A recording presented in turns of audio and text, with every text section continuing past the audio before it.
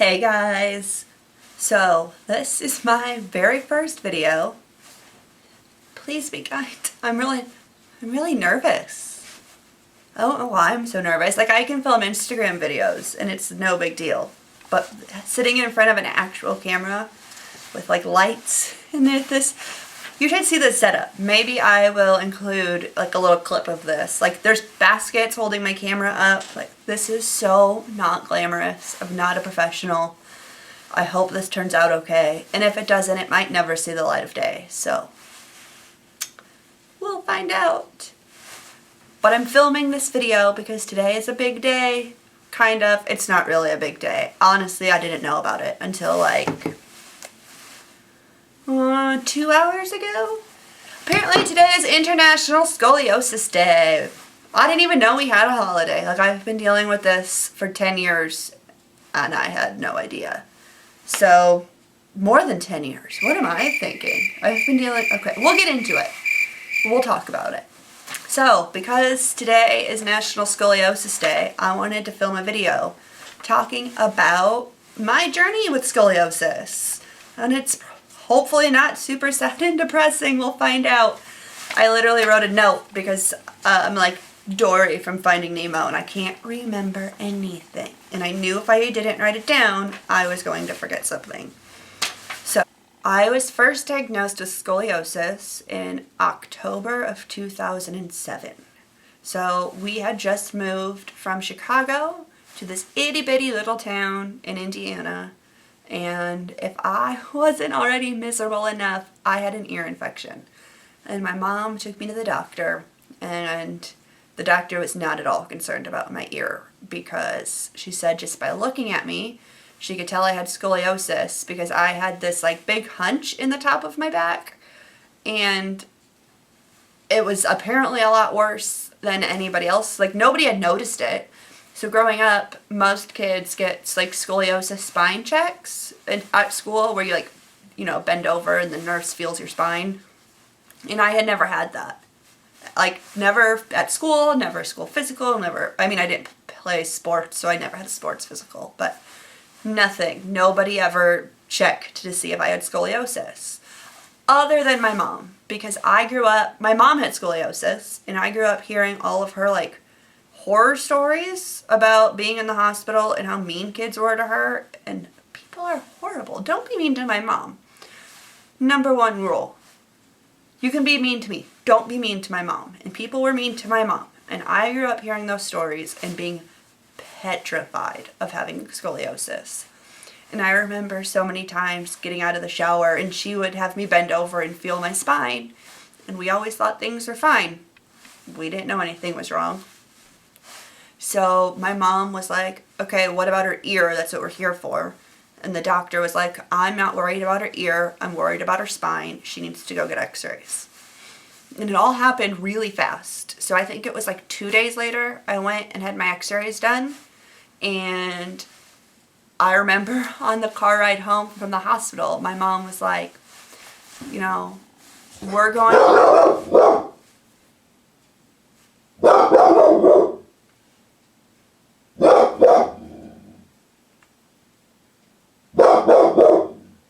You done? Remember the ride home from the hospital after getting the x-rays, and my mom was like, you know, if we get these results back, you might have to have surgery. And I was so adamant, I'm not having surgery.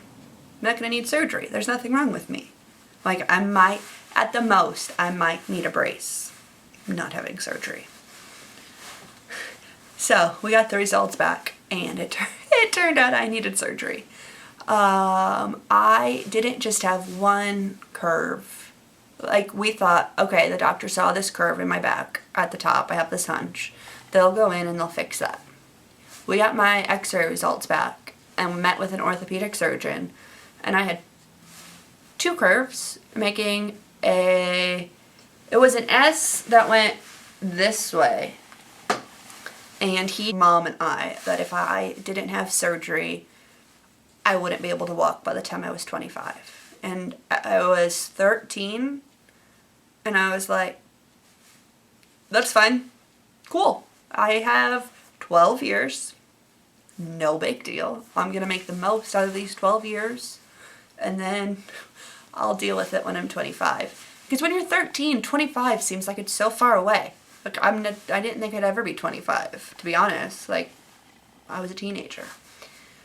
Luckily, at 13, you don't get to make your own health decisions. Your parents can just, like, kind of force you to do what's right. And so, on March 19th, I had my first back surgery. And when they went in, they said if I hadn't had that surgery by the time I was 25, like, I wouldn't live to be 25. So my top curve was smashing my right lung.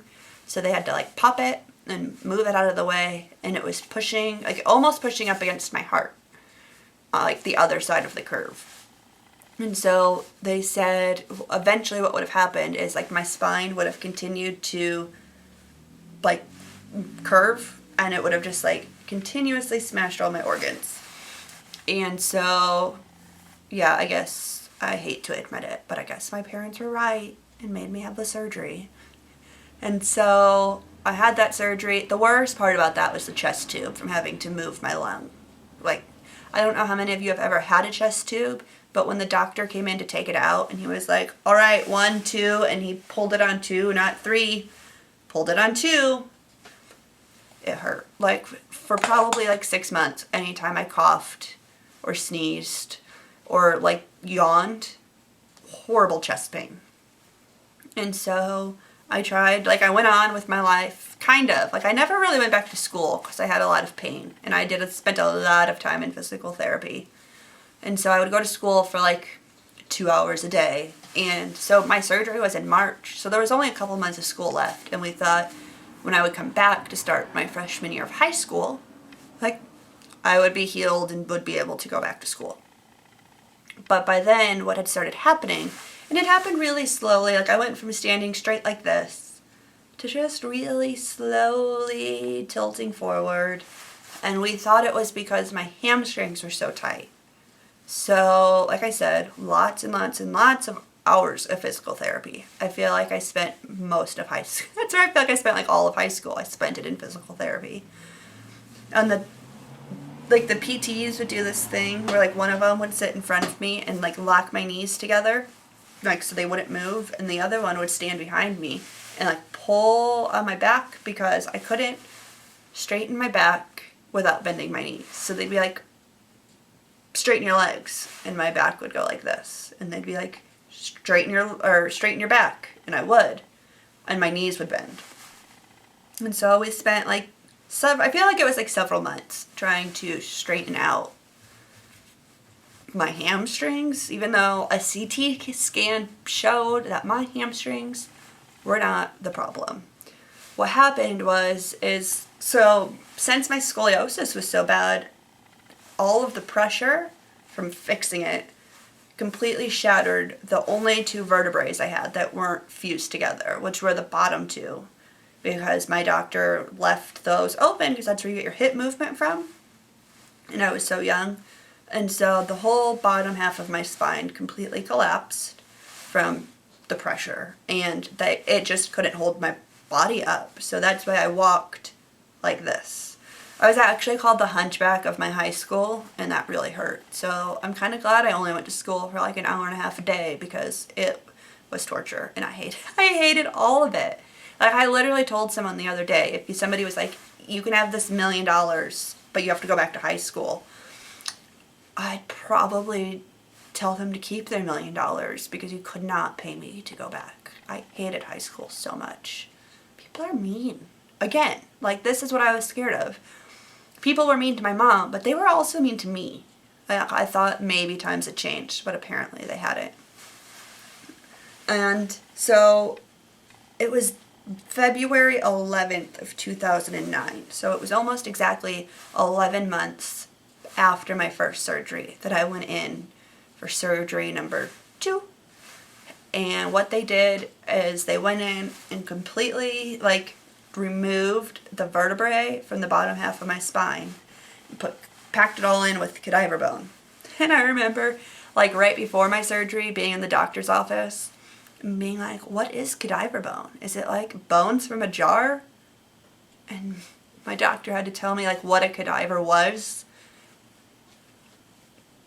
Didn't like it. Not one bit. It freaked me out. It's still like now I can appreciate the fact that like somebody gave their body to like donated it to me. Multiple people. I have so much cadaver bone in my body just because people were kind and healthy and decided to save. I mean, people get cadaver, like organ donations that are way more important than like your bones, but I still think it's really cool that my dude.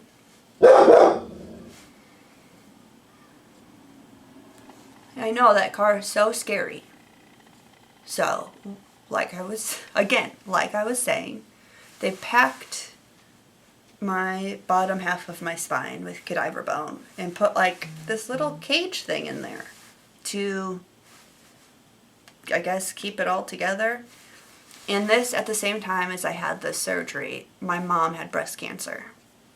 So I found out my mom had cancer on the same day that I went for my pre-op testing for my surgery. So like I had my pre-op testing and I found out she had cancer, and then she had surgery, and like I think it was like a week later I had my surgery, and this was like an 11-hour surgery. It was a really big deal. And according to my doctor, it was like the biggest, most complicated surgery out of any of the 3 I ended up having. So I had my surgery. I was in the hospital for 5 or 6 days, and then I came home and was home for like I think 2 days, maybe only 1 day, and then she had surgery again. And this was like a really difficult time in our lives. My dad was still living in Chicago. I can make a whole video about that. There's like a lot that goes into that period of our lives. But I had my surgery, and after that, again, still not in school. I was doing school, like, I had somebody come to my house with my schoolwork, and I would possibly go to school for like, I think the most I actually ever went to school was 2 hours. 2 hours too many, because again, high school sucks. But yes, I went to school, came home, somebody would come to my house, or at one point I was actually going to a teacher's house, and she would help me with everything. But I really, like, outside of school, I tried really hard to like live a normal life. But this is when my pain really started. And I think it was just when everything broke. I think it just damaged so many things. And so this was when I was taking ibuprofen all the time, and then I was taking more powerful medicine, and I feel like this is when I was 14, and I feel like this is when things started to like really go downhill. So we lived in this small town. I didn't fit in. I was like this city girl who had no interest in anything remotely country. But the biggest thing at our school was sports. That was what you did. You played sports. And I couldn't play sports. So I decided I was going to manage our girls' basketball team. And it was like fun to be a part of something. It's the only thing in high school that I think I was like kind of genuinely a part of. Like, I don't know if I was friends with any of them outside of practice, but I don't know, it was nice to feel like I was part of the team. My last doctor's appointment, before my 3rd surgery, it was like the middle of December, and it was supposed to be my doctor's appointment where he was like, "You're all good, like I don't have to see you anymore." And I wanted to go ice skating really badly. And like at this point, my dad was building ice rinks in our backyard because we had a little bit of land. But I was scared. I was scared if I fell, my rods were going to break. And I was petrified. Like, I wanted to be a normal 14-year-old, but I didn't know how to be a normal 14-year-old who dealt with all this pain and was so scared of literally breaking in half. And he told me, quote, "Go ice skating. I will bet my life I will never see you on the operating table again. Like, you're good. Go live your life." And so I did. I ice skated. I joined, I managed this basketball team, and remember getting our jerseys ready for an away game. And I had a can of Sprite. And all teachers' desks are like pretty standard height. And I bent forward to put this can of Sprite down on the teacher's desk. And when I did, I heard a pop.